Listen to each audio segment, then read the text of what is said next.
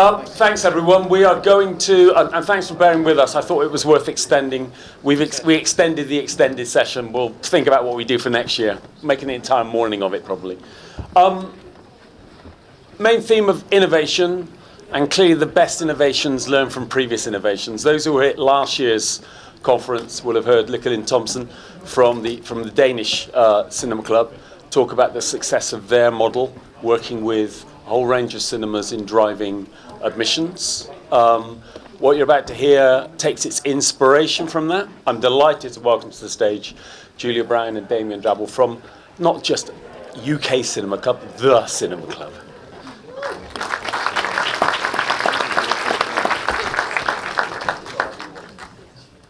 So Phil, I am never, ever, ever going to give you a job in branding, because you insist on putting Julie up there, and we've had the discussion about the A on the end and the Julia, but never mind.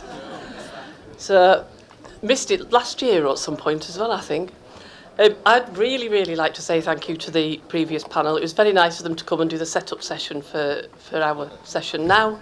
If we need them again, I'm sure they'll be happy to come back and do it for us next year when we give you an update on how successful this has been. Yeah, and apart from learning that Crispin's a very miserable git, we're hoping that this scheme can cheer him up, which would be really good news. So, obviously a lot covered in that, but I just wanted to go through a couple of the things that were covered yesterday. One of the first sessions yesterday was called An Innovative Approach to Slate Awareness. That's what this scheme is about. It's about slate awareness, as you'll see as we go through it. Lucy, who obviously is here earlier in the day, asked, what can we do as an industry to collaborate on addressing issues like slate awareness? Well, we've already spoken to Exhibition about this, not everybody, but people in our target. We've spoken to lots of distributors about it already. They're all really keen.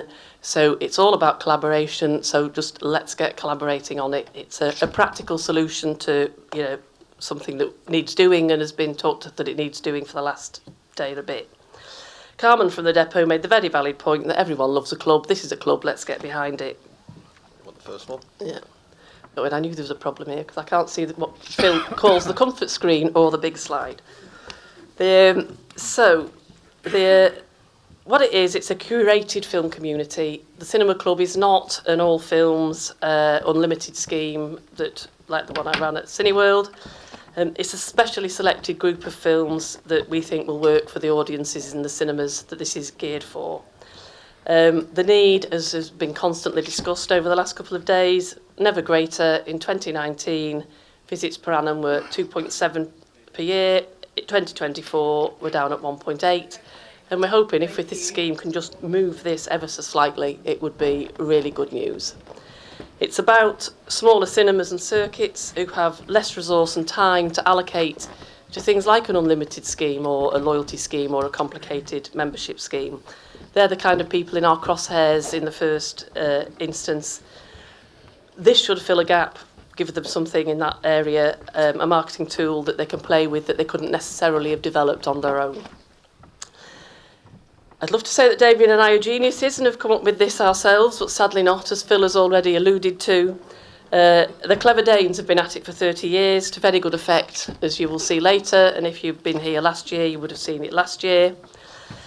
Phil invited them to present at last year's conference. We thought, hey, we can do that, give us a job. We'd very much like to thank Lurga. I've pronounced her name in so many different ways over the last year, it's unbelievable. Eric and the rest of the Danish team for teaching us how to save some of our cinematic bacon. Right. Next slide. Yeah. Right, so the Danish scheme, of which ours will be very similar, is basically 10 films. They've got 6 Danish films and 4 foreign, which seems odd to me because the foreign ones are obviously in English. And the whole premise is it's not blockbusters, so it addresses Matt's point and other people who are making the point about mid-tier, mid-range films. That's where we're going with this. Blockbusters don't need support. It's right back in what Crispin and I were doing in Cineworld and UGC years ago.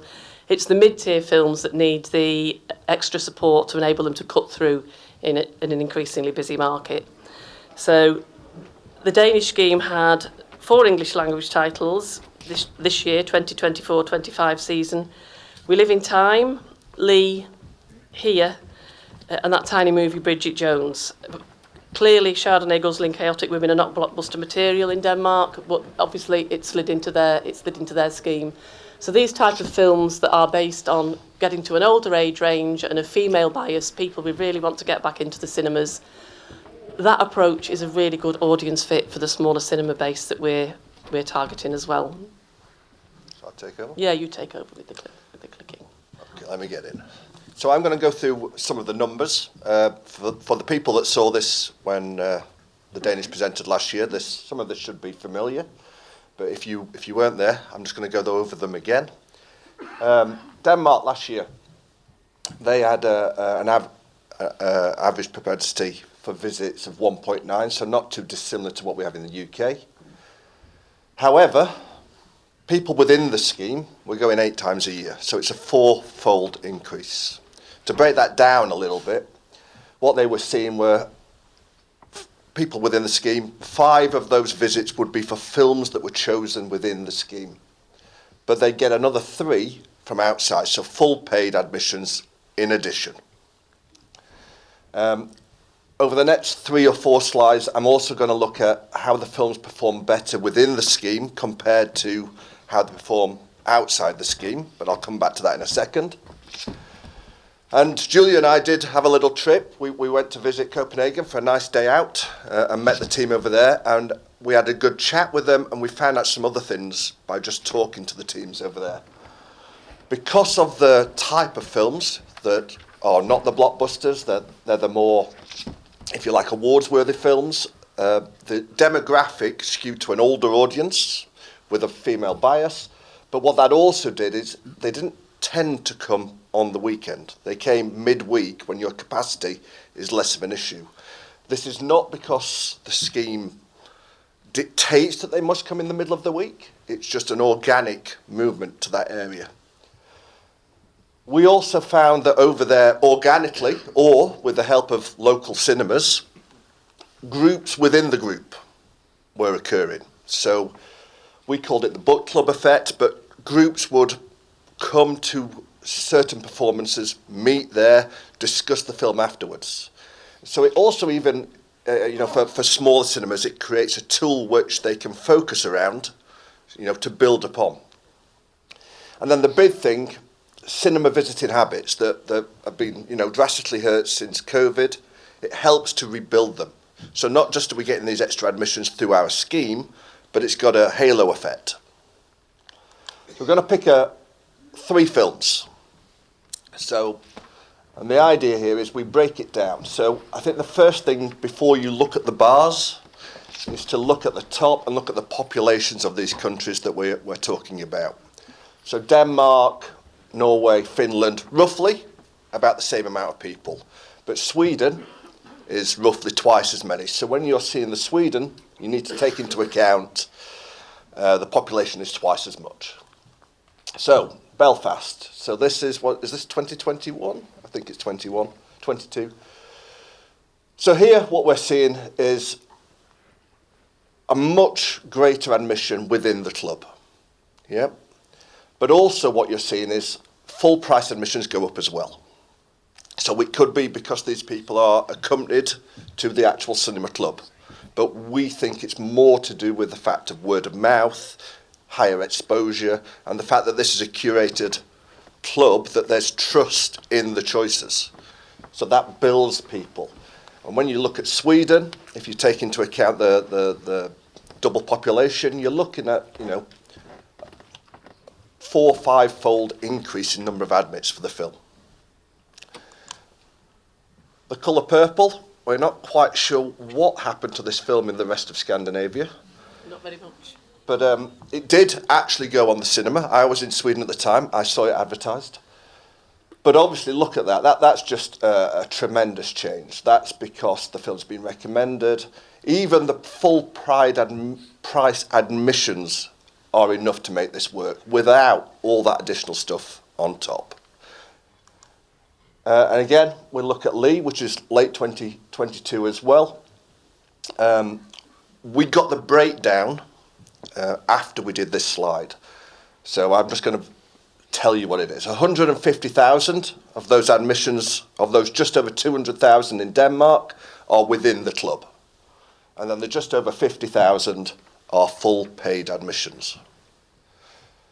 So I think you've got to agree that this is a pretty spectacular result. Now, I have to make, they've been doing it for 30 years. This is at full maturity.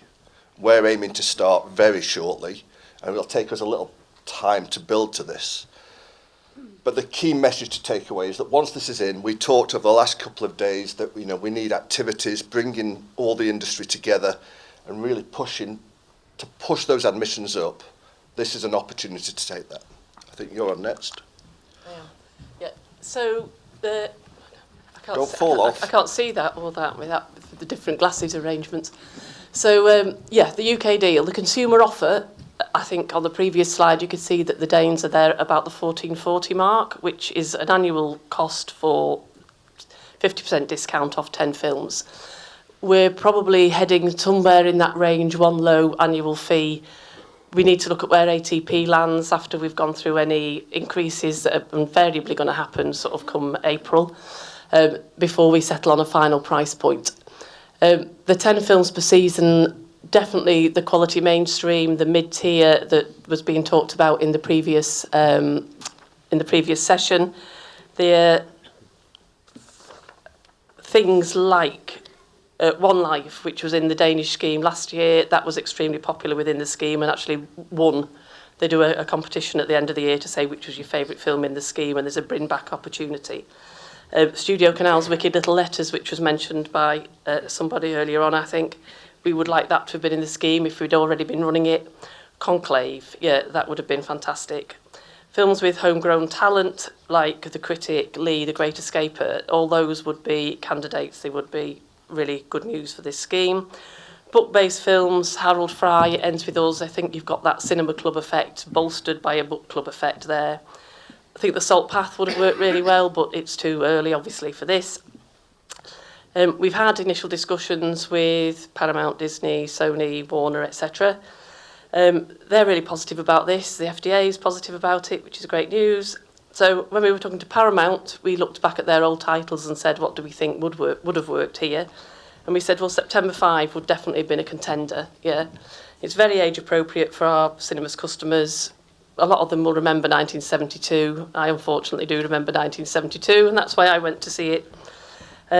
We identified an upcoming film from Paramount that might well work for this in our year one, which is Savage House, which is a black comedy period drama with Claire Foy and Richard E. Grant.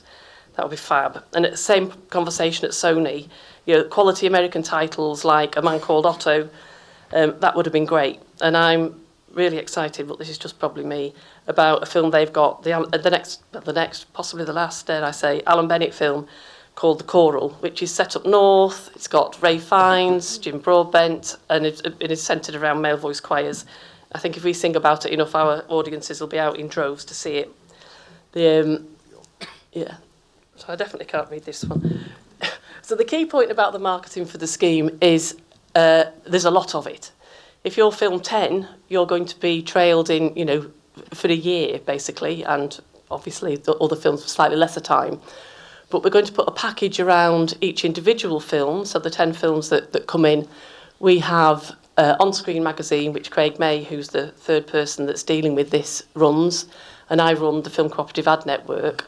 So the smaller cinemas and circuits that use those two marketing tools, there'll be space available in those at a much reduced rate / gratis for the films in the scheme. There's obviously film-specific emails that will go out around each title release and social media activation. So around each release, there will be an awful lot going on that we can do. But the real message is it's the long tail. We're kind of bringing the long tail forward. Instead of people waiting 2 or 3 weeks while a film's been on screen to realise it's on and then go and see it, they're not going to not know that these films are around because they will have been in front of them on emails, on our website, in cinema point of sale, because we're hoping we can lock all 10 down in advance, in which case they can all be on point of sale from year one. We appreciate that Film 10, I think details might be a bit vague, but yeah, there's a huge amount that we can do to increase the word of mouth, get up the slate awareness, and obviously from a distributor point of view, the sales and marketing will offset some of the discounts given. Okay.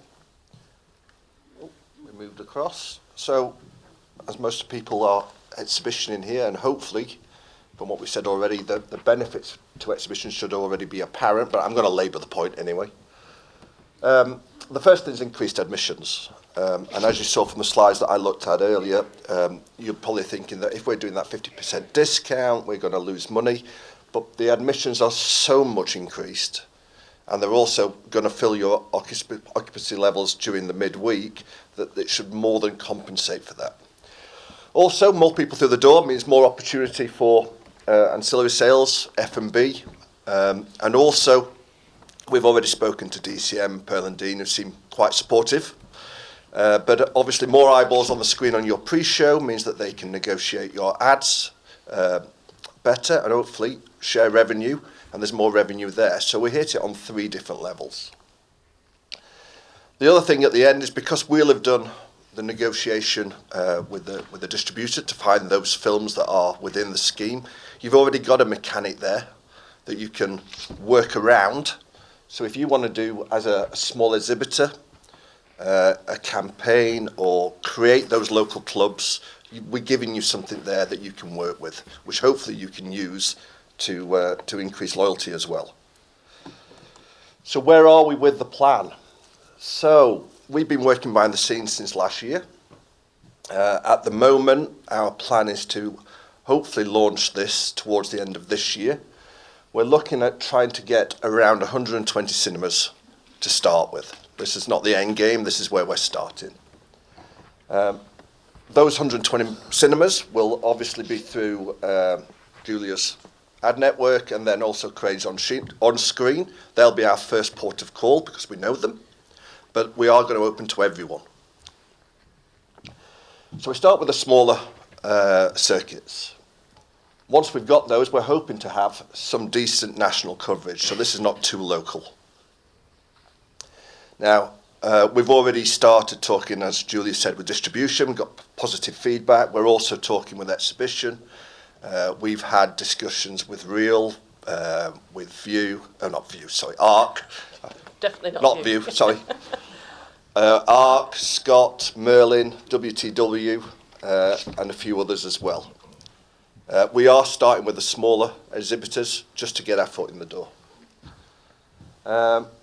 Our aim is to open our website and get online and start selling these passes Q4 of this year, with the aim that the actual films will be the 2026 calendar year.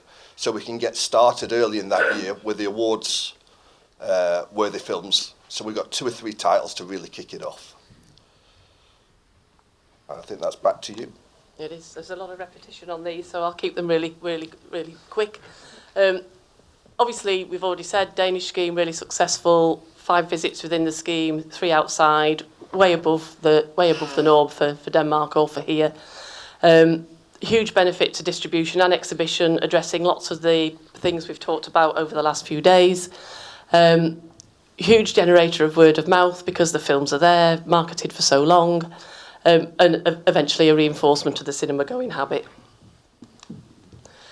The industry, of course, benefits, as we've been saying. We need to benefit. We're going to end up with a stronger, smaller cinema/circuit base. They've got something that they didn't have previously that they can build on promotionally. It gives them a little bit of a leg up when they're competing with the majors. I think we can potentially use this tool in Denmark. They might have 10 films in the scheme, but then they bring another 5 or 6 films into the scheme through the year for various reasons. And obviously we've got a database we'll be able to work with and to fuel more uplift. And yeah, we could potentially use it for previews and play lots of tunes on it once we've got it established. Have you got the clicker? Yeah. I've got the clicker. Yeah. So that's it really. Really simple. Get in touch with us. All the details are there. And we can come and talk to you about it and fill you in and tell you what you need to do if you want to be part of it. That's it.